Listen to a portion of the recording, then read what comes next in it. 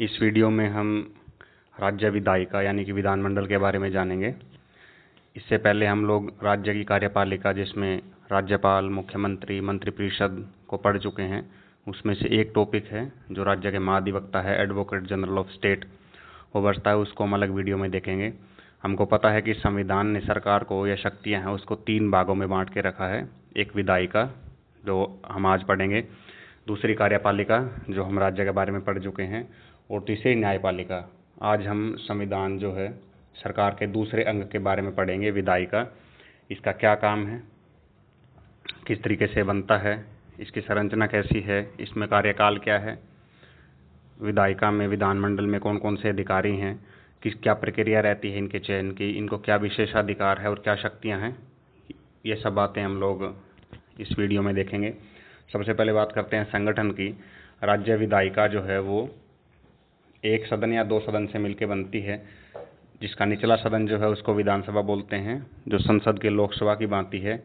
और जिन राज्यों में 2 सदन हैं, ऊपरी जो सदन है उसको विधान परिषद कहा जाता है, जो वर्तमान में 6 राज्यों में है। इसमें आंध्र प्रदेश, बिहार, महाराष्ट्र, उत्तर प्रदेश, कर्नाटक और तेलंगाना शामिल है। और विधायिका तब पूरी होती है जब इसमें राज्यपाल और एक सदन या फिर जिन राज्यों में 2 सदन हैं वो मिलते हैं, तब जाके विधायिका का संगठन कंप्लीट होता है। बात करते हैं इसके गठन की। तो राज्य विधायिका के गठन के लिए जिन राज्यों में एक सदनीय व्यवस्था है यानी कि विधानसभा है, उनमें अगर विधान परिषद की स्थापना करनी हो तो विधानसभा यदि विशेष बहुमत का अर्थ ये है कि जितनी संख्या विधानसभा के सदस्यों की है उन सदस्यों के आधे से ज़्यादा, और जिस समय ये प्रस्ताव पारित किया जा रहा हो उन सदस्यों के 2/3 बहुमत से, 2/3 ऑफ मेजोरिटी से अगर एक प्रस्ताव पास कर दिया जाता है और वो प्रस्ताव फिर संसद के पास भेजा जाता है। संसद अगर उस प्रस्ताव को साधारण बहुमत से पास कर देती है तो इसके तहत एक नई विधान परिषद का गठन हो जाता है राज्य के अंदर, और इस विषय में संसद कानून बना सकती है। भूतकाल में पहले ऐसा हुआ है। इस तरीके से नई विधान परिषद का गठन और उसका विघटन दोनों किया जा सकता है। 1956 के संविधान संशोधन के अनुसार मध्य प्रदेश में विधान परिषद का उपबंध था, जो अभी तक लागू नहीं हुआ है। तमिलनाडु ने 2010 में इस विषय से एक प्रस्ताव पारित किया था, विशेष बहुमत यानी कि स्पेशल मेजोरिटी से विधान परिषद की स्थापना के लिए, लेकिन उसकी स्थापना अब तक नहीं हुई है।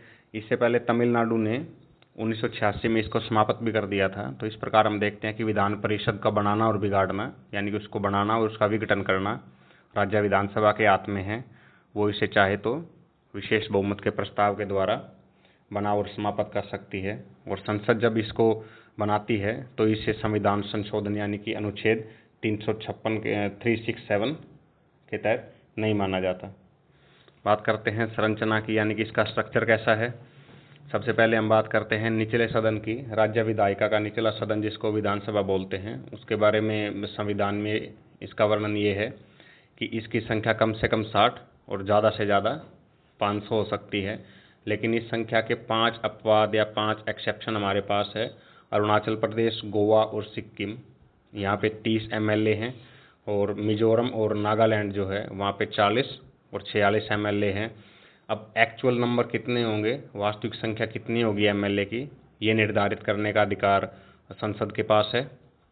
रिप्रेजेंटेशन ऑफ पीपल एक्ट 1950, जन प्रतिनिधित्व अधिनियम 1950 के अंतर्गत जो वास्तविक संख्या वो निर्धारित की गई है। विधानसभा के सदस्यों की निर्वाचन जो है उनका चयन जनता के द्वारा होता है। डायरेक्ट इलेक्शन है, सीधा इलेक्शन वो है जिसके अंदर जनता मत डालती है। ये इलेक्शन जो है वयस्क मताधिकार के ऊपर है, यानी कि कोई भी व्यक्ति जो भारत का नागरिक है उसकी आयु 18 वर्ष से अधिक है और उसका नाम इलेक्टोरल कॉलेज यानी कि निर्वाचक मंडल के वो सदस्य है, वो सभी लोग इसमें वोट डाल सकते हैं। इसके अलावा मूलभूत संविधान में ये प्रोविज़न भी था कि राज्यपाल जो है एक एंग्लो इंडियन जो सदस्य है उसको विधानसभा में नामित कर सकते हैं, लेकिन अभी संसद ने इसको संशोधन के द्वारा समाप्त कर दिया है। निर्वाचन के उद्देश्य से जो राज्य है उसको निर्वाचन क्षेत्र में बांट दिया जाता है, हलकों में बांट दिया जाता है, और इन हलकों का निर्धारण वहाँ की जनसंख्या के द्वारा होता है। यानी कि जो जनसंख्या होगी उसके अनुसार हलकों का निर्धारण होगा। और हलकों का निर्धारण करते समय ये बात ध्यान में रखी जाती है कि राज्य जितने भी हलकों में बटा हुआ है उन सभी हलकों की जनसंख्या सेम रहे। यानी कि अगर उदाहरण के लिए हरियाणा के अंदर 90 विधानसभा सीट है तो निर्धारण करते समय इस बात का ध्यान रखा जाता है कि सभी हलकों के अंदर जो नंबर ऑफ वोट हैं, जो पॉपुलेशन है, जनसंख्या है, वो समान रहे, असमान ना रहे। अब जैसे जैसे समय के साथ जनसंख्या बढ़ती है उसको टैकल करने के लिए और इस समस्या से निपटान के लिए सरकार के द्वारा यानी कि राष्ट्रपति के द्वारा समय समय पर डिलिमिटेशन कमीशन, सीमांकन आयोग, परिसीमन आयोग का पुनर्गठन किया जाता है। जैसा 1952, 1962, 1972 और 2002 में अब तक 4 परिसीमन आयोग बने हैं। 87वां संविधान संशोधन 2003 के तहत जो परिसीमन आयोग 2002 के बाद बना था उसमें सन 2026 तक जितनी भी सीटें हैं सभी राज्यों में विधानसभा की उसको स्थिर कर दिया गया है। यानी कि वे सीटें फिक्स हैं, उनको 2026 तक नहीं बढ़ाया जा सकता। और इसके लिए आधार जो है वो 2001 की जनसंख्या को बनाया। यानी कि 2026 तक 2001 की जनसंख्या के अनुसार नंबर ऑफ सीट जितनी भी एमएलए हैं, विधानसभाएं हैं, उनकी सीट फिक्स कर दी गई है। संविधान जो है वो एससी और एसटी, अनुसूचित जाति और अनुसूचित जनजाति के लिए आरक्षण की व्यवस्था भी करता है। अब बात करते हैं ऊपरी सदन की, विधान परिषद। इसके जो सदस्य हैं उनको अप्रत्यक्ष रूप से चुना जाता है। यानी कि राज्य विधानसभा के जो एमएलए हैं और जो और इलेक्टोरल कॉलेज निर्वाचक मंडल है उनके द्वारा विधान परिषद के सदस्यों का चुनाव किया जाता है। इनकी संख्या का निर्धारण भी संसद करता है, लेकिन संविधान में ये लिखा है कि किसी भी विधान परिषद के लिए न्यूनतम एमएलए जो है मिनिमम संख्या वो 40 होगी और अधिकतम जो है विधानसभा के सदस्यों के 1/3 होगी। यानी कि 1/3 से ज़्यादा नहीं होगी। अब बात करते हैं इनके सदस्यों के चुनाव की।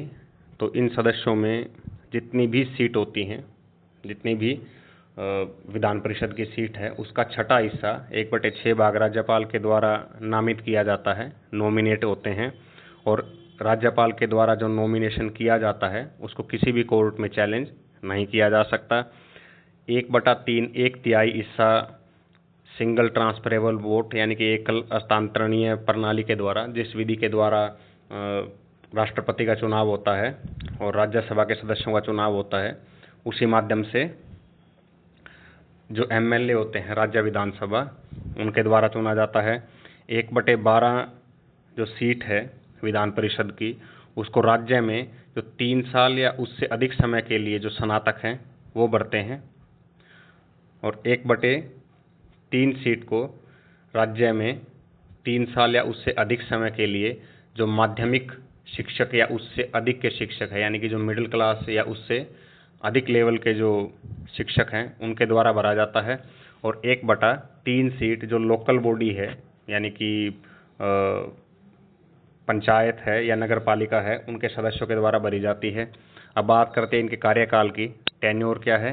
विधानसभा का कार्यकाल 5 वर्ष का है और ये 5 वर्ष विधानसभा की पहली बैठक, जब विधानसभा गठित होती है और उसकी पहली बैठक होती है उस दिन से 5 वर्ष गिने जाते हैं। हालांकि इससे पहले भी राज्यपाल के द्वारा विधानसभा को विघटित किया जा सकता है। ऐसा राज्यपाल मंत्रिपरिषद की सलाह के ऊपर करता है।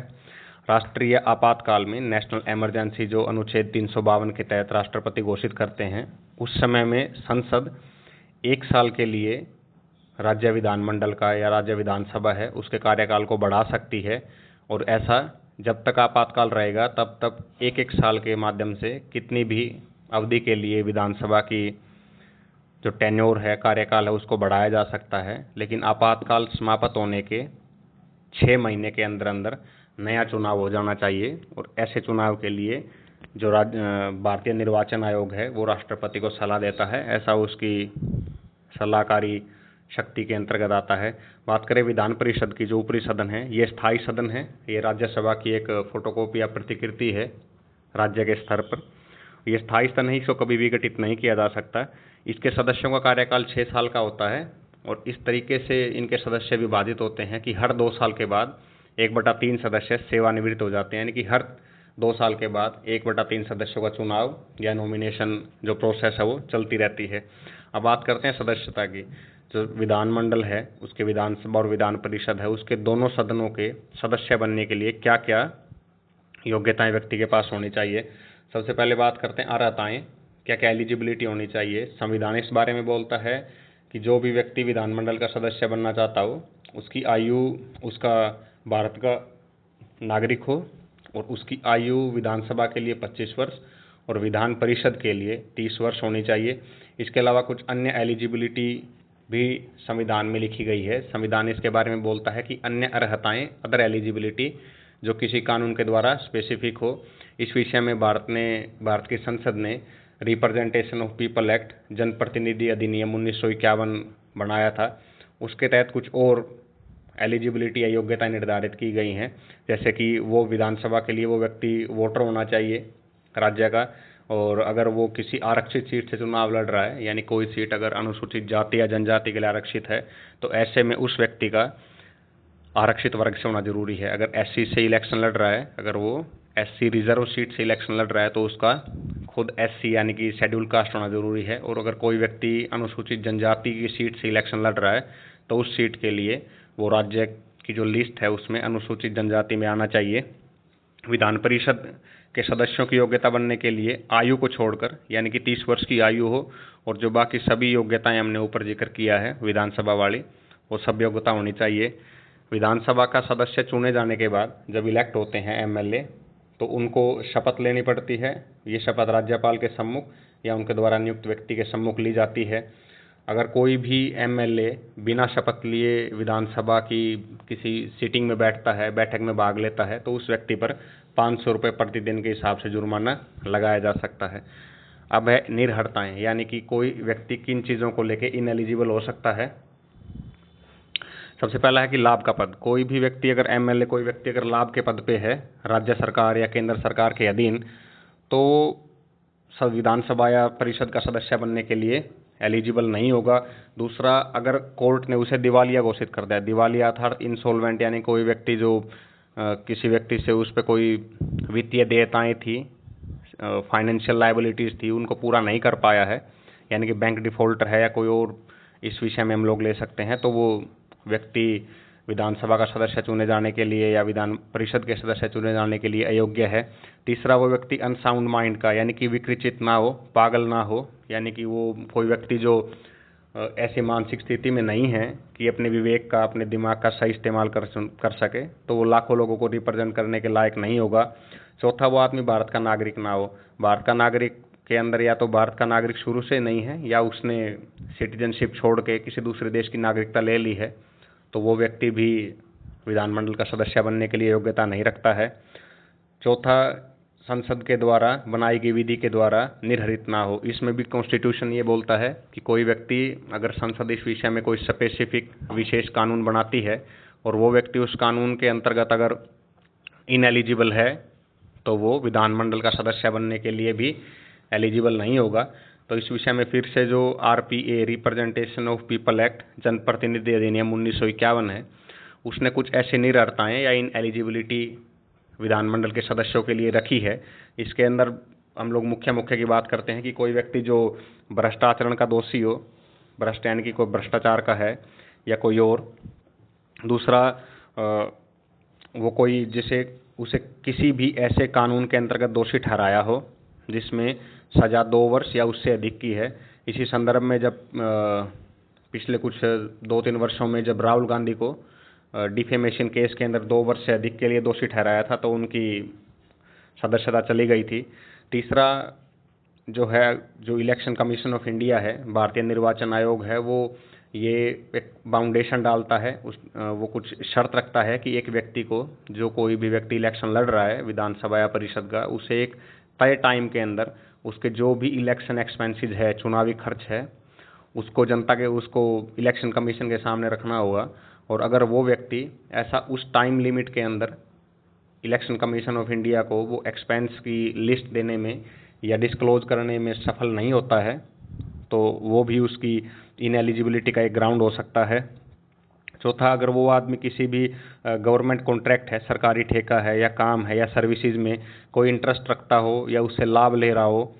इसके अलावा उस व्यक्ति को करप्शन के या सरकार के प्रति विश्वासघात यानी कि डिसलॉयलिटी टू द गवर्नमेंट के आधार पे उसे सरकारी सेवाओं से हटाया गया हो, या कोई भी सामाजिक अपराध है जैसे कि दो गुटों के बीच में वैमनस्य यानी कि दुश्मनी बढ़ा रहा हो, चाहे वो कम्युनल वायलेंस का दोषी हो, या सोशल एविल्स हैं जैसे कि अस्पृश्यता, अनटचेबिलिटी को बढ़ावा दे रहा हो, दहेज हो, सती प्रथा हो, इत्यादि कानूनों के आधार पर जो व्यक्ति दोषी है उसे इनएलिजिबल करार दिया जा सकता है मेंबर ऑफ लेजिस्लेटिव बनने के लिए।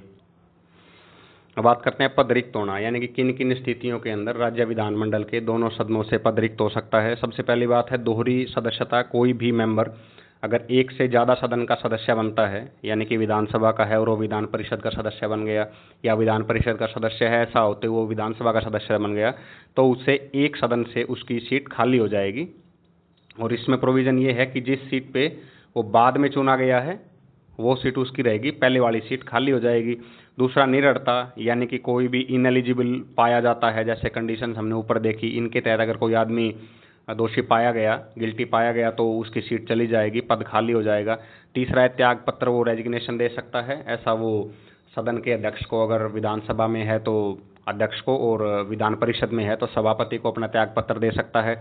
चौथा इसके अंदर है अनुपस्थिति। अगर कोई भी सदन का सदस्य लगातार 60 दिन से ज़्यादा सदन से गायब रहता है बिना अनुमति के, तो उसकी सदस्यता चली जाती है। इसमें ध्यान देने योग्य बात यह है, अगर इन 60 दिनों के अंदर अगर सदन 4 दिन या उससे ज़्यादा स्थगित रहा है तो वो दिन काउंट नहीं होंगे। यानी कि इन 60 दिनों में अगर एडजर्न है, सदन 4 दिन या उससे ज़्यादा नहीं चला, तो वो दिन इसके अंदर काउंट नहीं होंगे।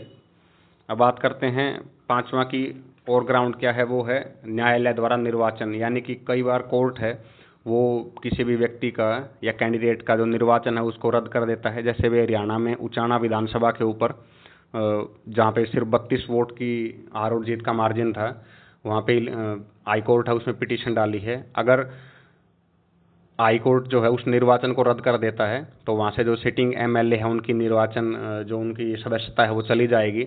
इसके अलावा एक उदाहरण हम लोग इंदिरा गांधी का ले सकते हैं, जहाँ पे सुप्रीम कोर्ट ने 1975 में जो इलेक्शन हुआ था, जो 70s में, मुझे एग्जैक्ट डेट याद नहीं है, तो उसमें उनके निर्वाचन को सुप्रीम कोर्ट ने रद्द कर दिया था, तो उनकी सदस्य चली गई थी। अन्य कारण है सदन से निष्कासित किया जाना। सदन से अगर एक्सपेल कर दिए जाते हैं किसी को भी अपने दुर्व्यवहार की वजह से या किसी भी कारण से, अगर सभापति उनको सदन से निष्कासित कर दे तो उस व्यक्ति की सदस्यता जा सकती है। इसके अलावा यदि कोई विधानसभा या मंडल का सदस्य राष्ट्रपति या उपराष्ट्रपति बन जाए या राज्यपाल बन जाए तो उसे अपना पद छोड़ देना। हमने राष्ट्रपति, उपराष्ट्रपति और राज्यपाल में पढ़ा था कि कोई भी अगर एमएलए राष्ट्रपति या इन पदों पे आ जाता है तो जिस दिन से वो अपने ऑफिस में आता है उस दिन से ऐसा मान लिया जाता है कि उसने अपनी सीट खाली कर दी है। अब बात करते हैं ऑफिसर्स की कि विधानमंडल के दोनों सदनों में कौन कौन से अधिकारी हैं। सबसे पहला है अध्यक्ष, वो विधानसभा में होते हैं। अध्यक्ष का चुनाव विधानसभा के सदस्य अपने लोगों में से ही चुनते हैं, और जनरली जो रूलिंग पार्टी है, जिसकी सरकार होती है, उसी पार्टी का या उसके द्वारा समर्थित व्यक्ति ही विधानसभा का अध्यक्ष होता है। कार्यकाल विधानसभा के अध्यक्ष का जब तक विधानसभा रहती है जनरली तब तक है, बशर्ते उसे बीच में हटाना दिया गया हो। अब बात करते हैं कि अध्यक्ष का पद खाली कब हो सकता है। अध्यक्ष का पद खाली तब हो सकता है जब उसकी सदस्यता रद्द हो जाए, यानी कि वो विधानसभा या जो एमएलए है, विधानसभा की सदस्यता जो ऊपर हमने 6 या 7 कारण दिए हैं, अगर इन कारणों से उसकी सदस्यता चली जाए तो अध्यक्ष का पद खाली हो जाएगा। दूसरा, अगर वो त्याग पत्र दे दे, अध्यक्ष त्याग पत्र अपना अध्यक्ष जो उपाध्यक्ष होता है उसको संबोधित करके लिखता है। तीसरा कारण है सदस्यों के द्वारा हटाया जाना। अगर विधानसभा के सदस्य साधारण बहुमत से, यानी कि जितने भी वोटिंग के टाइम, वोट डालने के टाइम मौजूद है, उन मौजूद सदस्यों का 50% से ज़्यादा, यानी कि आधे से एक अधिक अगर सदस्य विधानसभा के अध्यक्ष को हटाने के लिए वोट करते हैं तो वो अपने पद से हटाए हुए माने जाएंगे। लेकिन ऐसा करने से पहले उनको 14 दिन का प्रायर नोटिस विधानसभा अध्यक्ष को देना होगा। बात करते हैं विधानसभा अध्यक्ष की शक्ति और कार्यों की, क्या क्या पावर और फंक्शंस उनके हैं जो संविधान में या किसी कन्वेंशन में, किसी रूल में, कानून में दिए गए हैं। सबसे पहला है कि उनकी प्राइमरी ड्यूटी है सदन के अंदर व्यवस्था और शिष्टाचार यानी कि ऑर्डर और डेकोरम को मेंटेन रखना।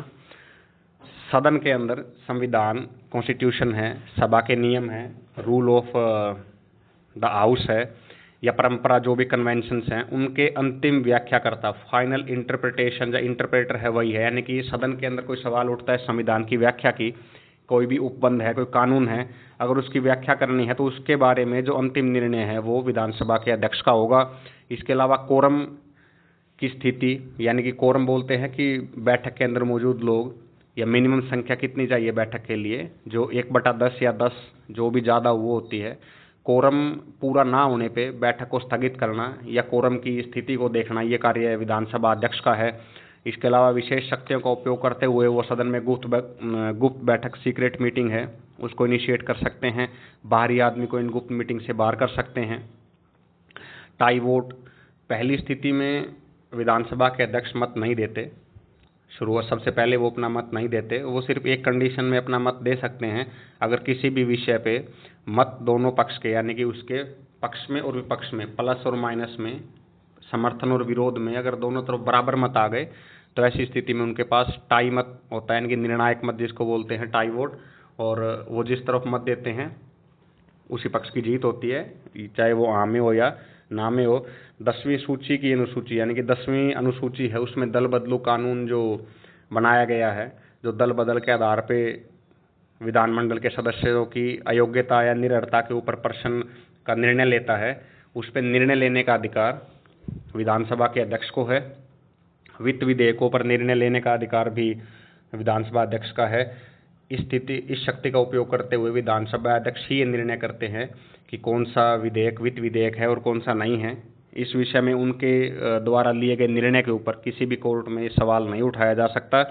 इसके अलावा विधानसभा में जितनी भी समितियां होती हैं, जो भी कमेटीज़ बनी हैं, वो उनके जो अध्यक्ष है उनको अपॉइंट करते हैं। और इसके अलावा जो कार्य मंत्रणा समिति है, नियम समिति है, सामान्य समिति है, कुछ ऐसी समितियां हैं जिनके अध्यक्ष विधानसभा के अध्यक्ष स्वयं होते हैं। बात करते हैं विधानसभा के उपाध्यक्ष की, डिप्टी स्पीकर की। अध्यक्ष की भांति इनका भी चुनाव होता है और इनका चुनाव भी विधानसभा के सदस्यों के अंदर से ही होता है। विधानसभा के सदस्य अपने में से ही उपाध्यक्ष को चुनते हैं और इनका इलेक्शन विधानसभा अध्यक्ष के इलेक्शन होने के बाद आता है। इनका पद भी जिस तरीके से हमने पढ़ा कि विधानसभा के अध्यक्ष का पद जिस तरीके से खाली होता है, उन्हीं के सेम कारणों पे विधानसभा के उपाध्यक्ष का पद खाली हो सकता है। और इनकी जो जब अध्यक्ष किसी भी कारण से अनुपस्थित हैं, एब्सेंट है, इस चीज़ को ध्यान दिया जाए कि विधानसभा के जब अध्यक्ष अनुपस्थित होंगे, एब्सेंट होंगे, तो ये उनका काम संभालेंगे।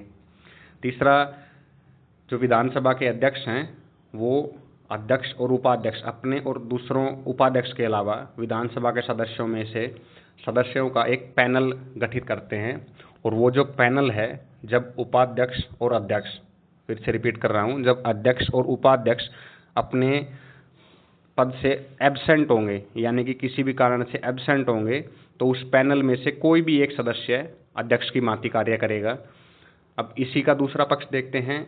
जब अध्यक्ष और उपाध्यक्ष का पद खाली हो, वेकेंट है, तो उस समय में पैनल में से कोई भी व्यक्ति सभा का अध्यक्ष नहीं बनता। ऐसे समय में वही व्यक्ति अध्यक्ष का कार्य करता है सदन में से, जिसको राज्यपाल नामित करते हैं। एब्सेंट और वेकेंट होने में फ़र्क है, यानी कि अनुपस्थिति और खाली होने में फ़र्क है।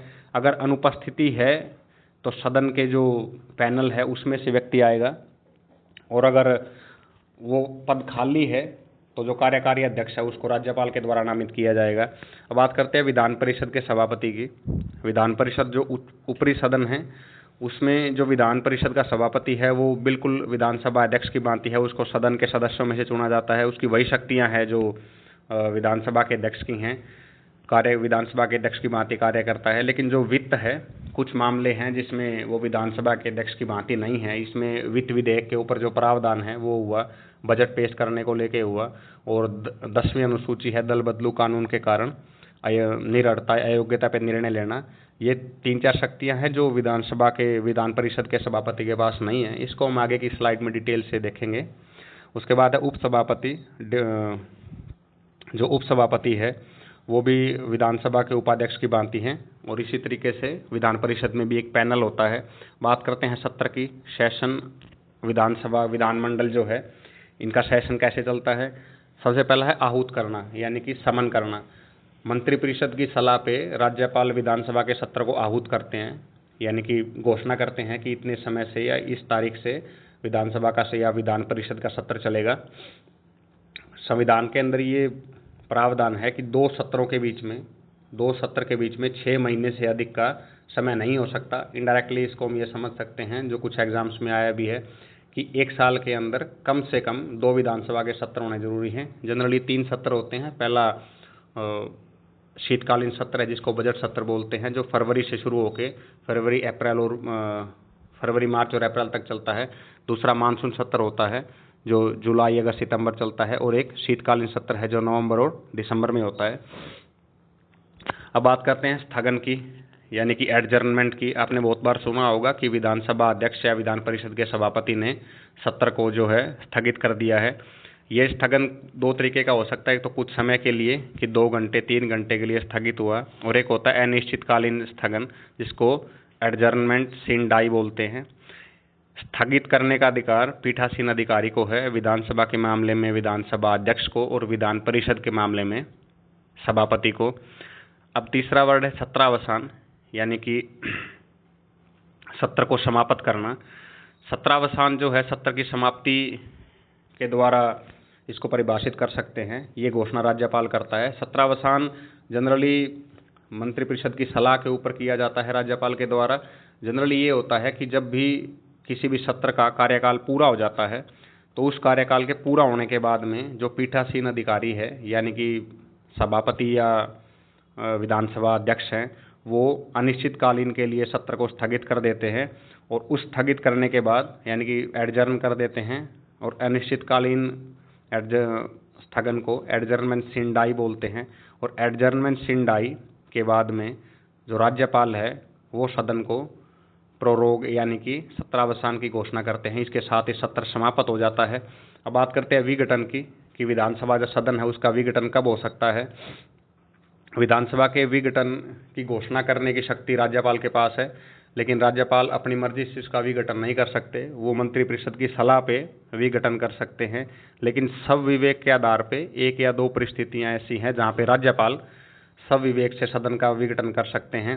पहला सिचुएशन तब आती है जब विधानसभा के कार्यकाल को 5 वर्ष पूरा हो चुका हो, तो राज्यपाल जो है बिना मंत्रिपरिषद की सलाह के भी विघटन कर सकते हैं। और दूसरा, अगर राज्यपाल को लगता है कि मंत्रिपरिषद जो है उसको विधानसभा का या सदन का विश्वास प्राप्त नहीं है, वो विश्वास प्रस्ताव में फेल हो चुके हैं, ऐसे मंत्रिपरिषद की सलाह मानने के लिए राज्यपाल बाध्य नहीं है। तो ऐसे में वो सब विवेक का उपयोग करते हुए या तो किसी नई विधायक दल के नेता को मुख्यमंत्री बनने के लिए आमंत्रित कर सकते हैं, या फिर सब विवेक से सत्रावसान की, यानी कि विधानसभा के गठन की घोषणा करते हैं। विधानसभा के गठन की घोषणा होने के साथ ही विधानसभा समाप्त हो जाती है, और तब ऐसे में इलेक्शन कमीशन ऑफ इंडिया नया चुनाव करती है।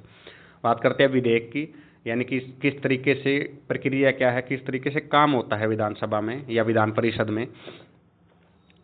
विधेयक जो है वो अब बात करते हैं कि सत्र के समाप्त होने पे क्या होता है। अगर जैसे ही सत्र समाप्त होगा, तो उसमें कुछ ऐसी सिचुएशन पैदा हो जाती है जो एग्जाम पॉइंट ऑफ व्यू से इम्पोर्टेंट है। सबसे पहले, अगर विधानसभा में कोई भी विधेयक लंबित है, विधानसभा में कोई विधेयक लंबित है और विधानसभा का सत्रावसान हो चुका है, तो ऐसे में जो विधेयक है वो समाप्त हो जाता है।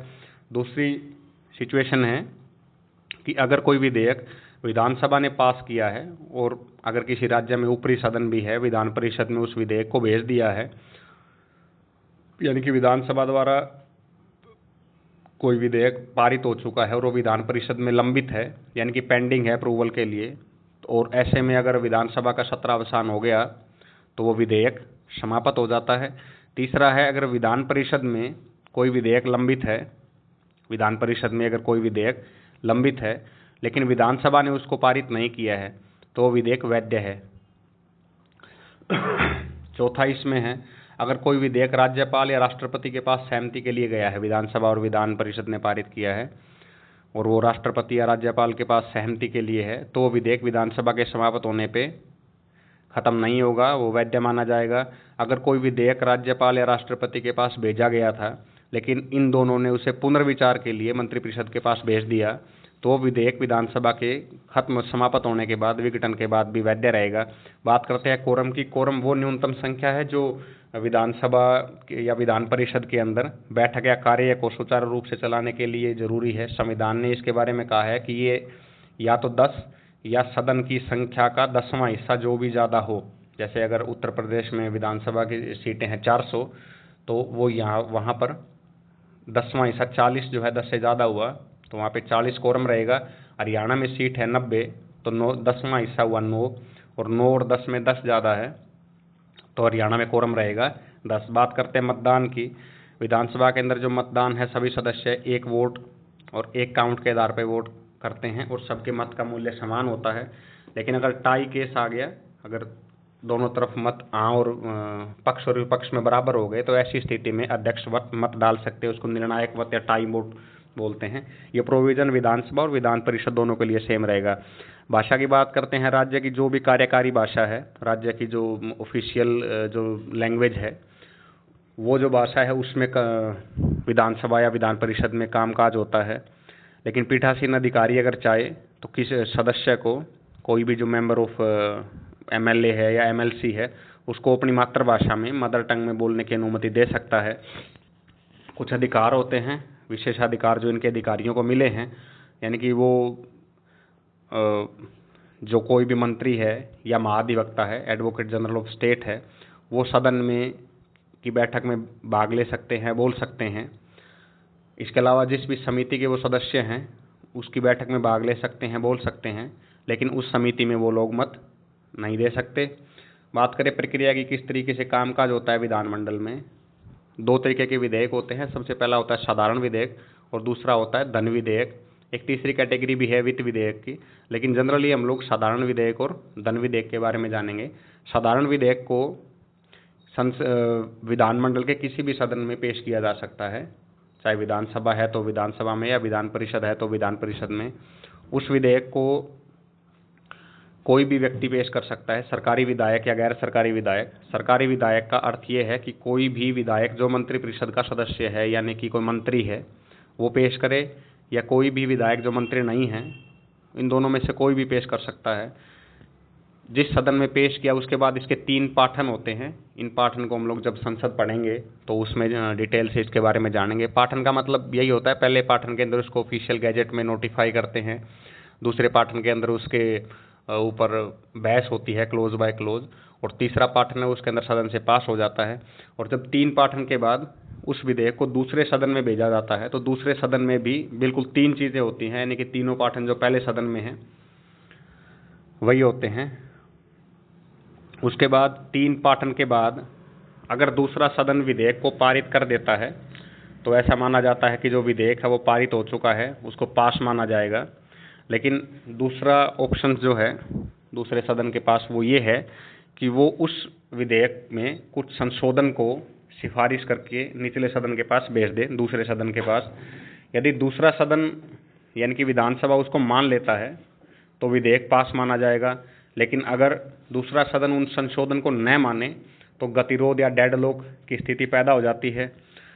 इसके अलावा तीसरा ऑप्शन परिषद के पास ये है, या ऊपरी सदन या जो भी दूसरा सदन है उसके पास ये है कि वो सदन जो है उस बिल को पास नहीं करता है। पहला पास कर दिया, 3 ऑप्शन फिर से रिवाइज करते हैं। पहला ऑप्शन ये है कि ऊपरी दूसरे सदन ने उस बिल को पास कर दिया तो वो पास माना जाएगा। दूसरा ऑप्शन अगर संशोधन अमेंडमेंट के साथ वापस भेजता है तो फिर 2 ऑप्शन हैं। अगर अमेंडमेंट को दूसरा जो जिस सदन ने भेजा है ओरिजिनल सदन उसको मान ले तो पास माना जाएगा, और अगर उस अमेंडमेंट को नहीं माना तो डेडलॉक हुआ। तीसरा ऑप्शन जो दूसरे सदन के पास ये था कि वो उस ऑप्शन को जो विधेयक उसके पास आया है उसको पारित ही ना करे, तो फिर गतिरोध की स्थिति पैदा हो गई। गतिरोध की स्थिति में संविधान में ये वर्णन है कि जो ऊपरी सदन है विधान परिषद जो है वो 3 महीने तक पहली बार में किसी बिल को रोक सकता है, और इस 3 महीने के बाद में विधानसभा को जो निचला सदन है उसको फिर से ये बिल पास करना पड़ेगा। दूसरी बार में विधान परिषद उस बिल को 1 महीना और रोक सकती है और उस 1 महीने के बाद में विधान परिषद से वो बिल पास माना जाएगा। यानी कि विधान परिषद विधानसभा के बिल को मैक्सिमम 4 मंथ के लिए रोक सकती है। लेकिन वहीं दूसरी ओर अगर विधान परिषद कोई बिल भेजती है विधानसभा के पास में और विधानसभा उस बिल को पास ना करे या संशोधन भेजे, डेडलॉक हो, तो ऐसी स्थिति में वो बिल समाप्त हो जाता है। अगर अब तीसरी स्टेज की बात करते हैं, दोनों सदनों से पास होने के बाद कोई बिल चला गया राज्यपाल के पास, तो राज्यपाल के पास ऐसी स्थिति में 4 ऑप्शंस है। पहला तो वो उस बिल को अपनी अनुमति दे दे, अनुमति देने के साथ ही वो बिल विधेयक जो है वो कानून बन जाता है। और राज्यपाल की सहमति इसलिए जरूरी है क्योंकि राज्यपाल जो है राज्य विधायिका का अभिन्न अंग है, यानी कि विधानसभा विधान परिषद के साथ जब राज्यपाल मिलता है तब विधायिका पूरी होती है। दूसरा ऑप्शन राज्यपाल के पास ये है कि वो अपनी अनुमति को रोक ले।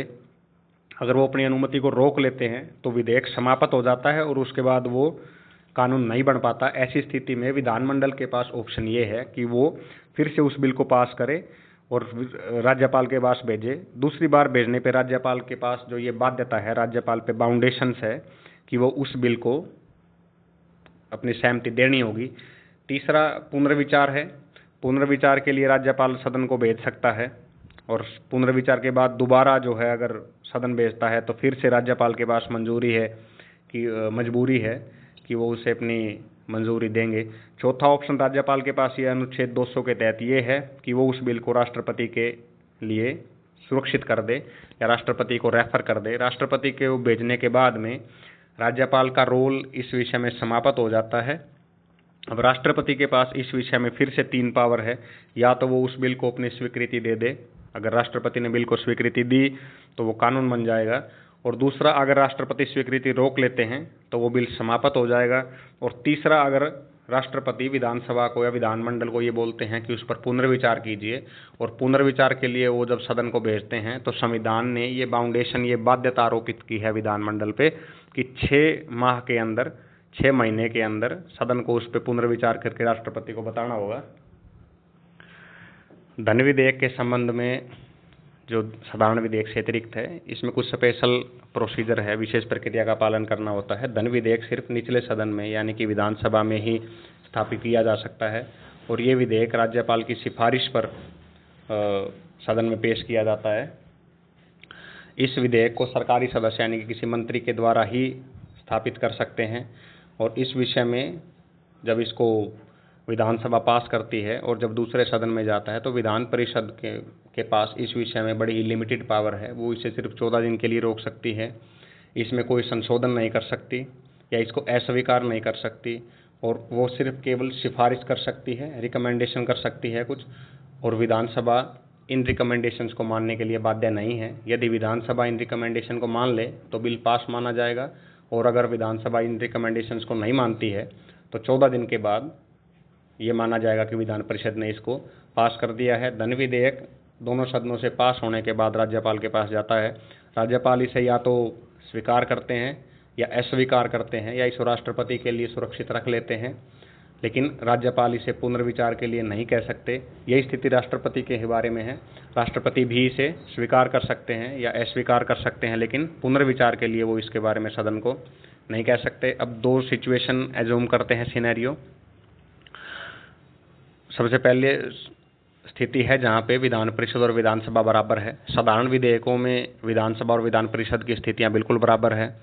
अध्यादेश को अप्रूवल देने में विधानसभा परिषद और सभा दोनों की स्थितियां बराबर है। मंत्रियों के चयन के लिए दोनों सदनों के सदस्य है, जो एमएलए है वो एलिजिबल है, एमएलए और एमएलसी।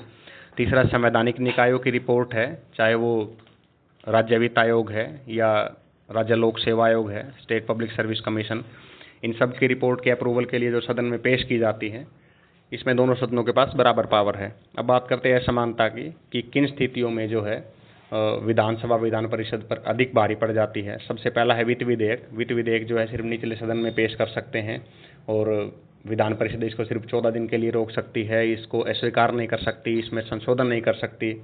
दूसरा, साधारण विधेयक में 4 माह की स्थिति, इसमें 6 में प्रिंट हुआ है। 4 माह यानी कि विधान परिषद जो है किसी भी विधेयक को, साधारण विधेयक को 4 माह से ज़्यादा नहीं रोक सकती। 3 बार पहले माह प्रयास में और 1 माह दूसरे प्रयास में। तीसरा है बजट। बजट जो है वो सरकारी मंत्री के द्वारा निचले सदन में ही पेश किया जाता है। चौथा, अविश्वास प्रस्ताव अगर मंत्रिपरिषद के विरुद्ध आया है तो विधानसभा में आएगा। ये विधानसभा की अनन्य शक्तियाँ हैं। इसके अंदर अगला है संविधान संशोधन विधेयक। कुछ संविधान संशोधन जो अनुच्छेद 367 के तहत होते हैं, कुछ ऐसे प्रोविज़न हैं जिनके संशोधन के लिए राज्य विधायिका की भी आवश्यकता पड़ती है। तो उस संविधान संशोधन में वो संविधान संशोधन विधेयक सिर्फ राज्य विधानसभा में आते हैं, विधान परिषद में नहीं आते। राष्ट्रपति और राज्यपाल का चुनाव करते समय जो भी वोट डाले जाते हैं, वो वोट डालने का अधिकार सिर्फ विधानसभा के सदस्यों को है, विधान परिषद के सदस्यों का नहीं है। इसके अलावा विधान परिषद का अस्तित्व विधानसभा के ऊपर निर्भर करता है। अगर विधानसभा 2/3 यानी कि स्पेशल बहुमत से कोई भी बिल पास कर देती है और संसद को भेजती है तो विधान परिषद को बनाया और ख़त्म कर सकते हैं। तमिलनाडु इसका एक मुख्य उदाहरण है। अब बात करते हैं विशेषाधिकार की। कुछ स्पेशल प्रिविलेजेस विधानसभा को दिया गया है। ऐसा इसलिए दिया गया है ताकि वो अपना कार्य जो है एक बिना भय और पक्षपात के कर सके, अपनी ड्यूटी है उनको इफेक्टिवली डिस्चार्ज कर सके। इसी स्थिति के लिए कुछ विशेषाधिकार दिए गए हैं। विशेषाधिकार जो है वो सदन को मिलते हैं, house as a whole, collective. दूसरा, इसकी समितियों को, जो भी विधानसभा की समितियां बनी हुई है, लेजिस्लेटिव कमेटी है, उनको और इनके सदस्यों को, यानी कि मेंबर ऑफ लेजिस्लेटिव असेंबली और member of legislative council, Vidhan Parishad और विधानसभा के सदस्यों को ये विशेषाधिकार मिलते हैं। इनको 2 हेड में हम लोग देखेंगे। पहला है सामूहिक, जो कलेक्टिव प्रिविलेजेस हैं।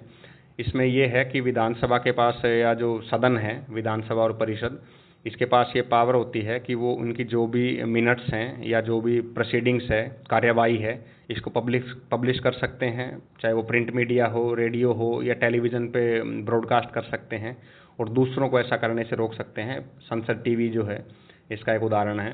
दूसरा, विधानसभा के जो विधानमंडल है, इनके जो सभापति और अध्यक्ष होते हैं, वो सदन की गुप्त बैठक जो है, सीक्रेट मीटिंग ऑर्गेनाइज कर सकते हैं और बाहरी लोगों को इसमें भाग लेने से या रोक सकते हैं अप्रोच करने से। तीसरा, विधानमंडल अपने कार्य से संबंधित नियम बना सकता है और ऐसे नियमों को न्यायपालिका के अंदर भी चैलेंज नहीं किया जा सकता। चौथा है अवमानना का दंड, यानी कि कंटेम्प्ट।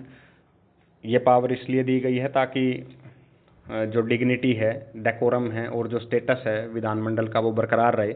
अगर इसकी अवमानना करता है तो विधानसभा अध्यक्ष उसके विरुद्ध अवमानना का कार्य कर सकता है, भले ही वो अवमानना किसी विधानसभा के सदस्य ने की हो या बाहरी लोगों ने की हो। चौथा है गिरफ्तारी पर जानकारी। विधानमंडल के प्रेमाइसिस में, परिसर में, अगर कोई भी व्यक्ति, चाहे विधानसभा का है या बाहर का है, उसको अध्यक्ष की अनुमति के बिना गिरफ्तार नहीं किया जा सकता। और दूसरा, अगर विधानसभा के सदस्य जो है उनको पुलिस के द्वारा पकड़ा जाता है, गिरफ्तार करते हैं, डिटेन करते हैं, या उनको कन्विक्ट कोर्ट ने दोषी करार दिया है या उनको जेल में डाला है या उनको छोड़ा गया है, तो उसकी इमीडिएट इन्फॉर्मेशन जो है सदन को दी जानी चाहिए। इसके अलावा जो भी एमएलए हैं या जो मंत्री हैं, उन्होंने जो भी सदन में बयान दिया है या सलाह मंत्रिपरिषद ने राज्यपाल को दी है, उसकी जांच न्यायालय में नहीं की जा सकती। तो ये कुछ ऐसे प्रिविलेजेस हैं। अभी हाल ही में इसमें तमिलनाडु सरकार के जो गवर्नर है और राज्यपाल और मंत्रिपरिषद है, उसके बीच में डिस्प्यूट था। उसमें माननीय सुप्रीम कोर्ट ने निर्णय दिया है कि राज्यपाल जो है वो अनिश्चित काल के लिए किसी भी बिल को, सदन के द्वारा पास किए गए बिल को नहीं रोक सकता है। वो इसे मैक्सिमम 1 महीने तक रोक सकते हैं, यानी कि एक टाइम बाउंड प्रोसीजर बनाने का प्रयास है। इस मामले में सुप्रीम कोर्ट का ये कहना था कि जनता के द्वारा चुनी हुई सरकार का विधेयक को रोकना, उसमें जो है टांग अड़ाना, वो संवैधानिक नहीं है। अब चूंकि ये एक डेवलपमेंट का इशू है, बहुत सारे इसमें सुप्रीम कोर्ट की जजमेंट और डायरेक्शंस पहले से भी आई हैं, तो उसको हम लोग किसी और वीडियो या लेक्चर के अंदर देखेंगे, जब हम लोग स्टेट सेंटर, जो राज्य और केंद्र के रिलेशन को पढ़ेंगे। तब तक के लिए ये राज्य विधानमंडल का पूरा पार्ट था। उम्मीद है इसको पढ़ने के बाद या इसको सुनने और देखने के बाद में आप लोग इससे जुड़े हुए आने वाले सभी क्वेश्चंस को करने में सफल रहेंगे। Thank you.